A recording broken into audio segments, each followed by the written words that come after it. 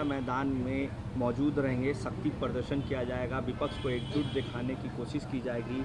वहीं आप लोगों पे जो हमलावर रहते हैं लगातार, उसको लेके भी अरविंद केजरीवाल की गिरफ्तारी को लेके भी महारैली का आयोजन किया गया है। अरे कोई महारैली टहरैली नहीं है, पहली बात तो बता दूं। मात्र 30,000 लोगों के लिए आज्ञा मांगी गई है, तो महारैली कौन सी? 30,000 आदमी तो हमारे जिला के प्रदर्शन में आ जाते हैं, तो महारैली टैली है नहीं। हाँ, परिवारवादियों का, भ्रष्टाचारियों का एक मंच पर जुटान होगा दोबारा। कुछ दिन पहले आज़ाद मैदान में किया था, लेकिन कोई फ़र्क नहीं पड़ता है।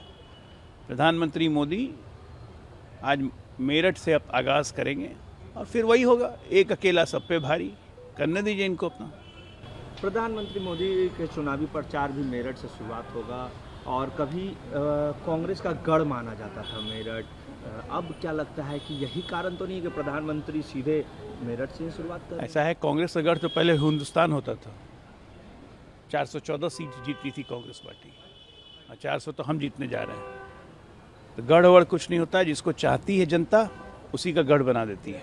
और जनता प्रधानमंत्री मोदी के दिल में रहती है, प्रधानमंत्री को दिल में रखती है, यही फ़र्क है। हेमंत बिश्व शर्मा ने जिस तरीके से बद्रुद्दीन अजमल का मजाक उड़ाया और कहा है लोकसभा चुनाव से पहले उन्हें शादी कर लेना चाहिए, इस तरीके के बयान को कैसे देखते हैं? देखिए, हेमंत बिश्व शर्मा ने मजाक नहीं उड़ाया है। हेमंत बिश्व शर्मा ने कहा है कि अगर यूसीसी से इतनी दिक्कत है, क्योंकि यूसीसी असम में बाद में लागू होनी है, पूरे देश में लागू होनी है, राज्यों के हिसाब से लागू हो रही है, तो भाई नागरिकता से इतनी समस्या उनको है, तो उनको लगा कि अगर कहीं उनको अपनी नागरिकता में दिक्कत हो रही हो तो शादी कर ले। वही हेमंत जी ने एक सुझाव दिया है, इसको कटाक्ष में लेने की जरूरत क्या है? ये तो अपने अपने सोच पर निर्भर करता है ना। कांग्रेस पार्टी को आयकर ने कुल 3,556 करोड़ रुपए जमा करने की बात कही, इसे कैसे देखते हैं?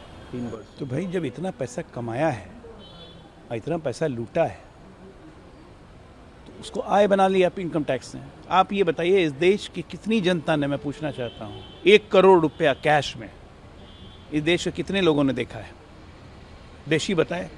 और 626 करोड़ मेगा इंजीनियरिंग और कमलनाथ जी के ने कैश दिया है कांग्रेस पार्टी को, जिसकी रसीदें मिल चुकी हैं, तो इस पर टैक्स नहीं देंगे?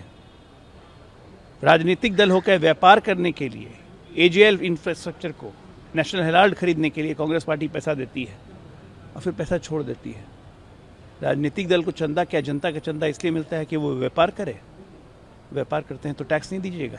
और ये नियम कांग्रेस पार्टी के ही बनाए हुए हैं। अपने ही नियमों का पालन करने में अब दिक्कत है, क्योंकि हमारे बनाए हुए नियम हम पे लागू नहीं होंगे। ऐसे देश चलता है क्या? जवाब दे कांग्रेस पार्टी। ये नियम तो उसी के बनाए हुए हैं, टैक्स के नियम, तो फिर टैक्स के नियमों को फॉलो क्यों नहीं करना है? प्रियंका गांधी ने चुनावी बॉन्ड फैसले के बाद सरकार पर, न्यायपालिका पर दबाव डालने का आरोप लगाया। अरे सरकार पे, न्यायपालिका पे तो वो लोग दबाव डालते रहते हैं, आज से नहीं। ये कमिटेड जुडिशरी किसका लाइन था कि हमें कमिटेड जुडिशरी चाहिए? इमरजेंसी के समय से जजेस को सुपरसीड करने का किसका चलन था? और तो और छोड़ दीजिए, राज्यसभा एमपी को इस्तीफा दिलवा के हाई कोर्ट का जज बनवाना, फिर उसको सुप्रीम कोर्ट में लाना, ये किसका काम था? कमिटेड जुडिशरी दिमाग में बैठा हुआ है कांग्रेस पार्टी के। शेख जहां को ईडी ने गिरफ्तार कर लिया है मनी लॉन्ड्रिंग मामले में। तो वो तो ठीक है, सीबीआई ने गिरफ्तार किया, अब ईडी ने गिरफ्तार किया। कायदे से वो ऐसा दुर्दांत व्यक्ति है कि उसको तो छूटना ही नहीं चाहिए। जल्दी से स्पीडी ट्रायल हो, चार्जशीट फाइल हो, उनको सजा हो। प्रियंक खरगे ने बीजेपी पर आरोप लगाया है और कहा है कि ईडी, सीबीआई, आईटी ये बीजेपी का फ्रंट संस्थान है। देखिए, ये सब पुराने डायलॉग्स हो गए, है ना। चोरों पे कार्रवाई होती है तो ये हमारे फ्रंट संस्थान हो गए। ये ईडी, सीबीआई, आईटी जब यूपीए काल में डी राजा को अरेस्ट करती थी, कनिमोझी को अरेस्ट करती थी, लालू यादव को अरेस्ट करती थी, तब बीजेपी कहाँ थी? तब मोदी कहाँ थे? उस वक्त किसके संस्थान थे ये?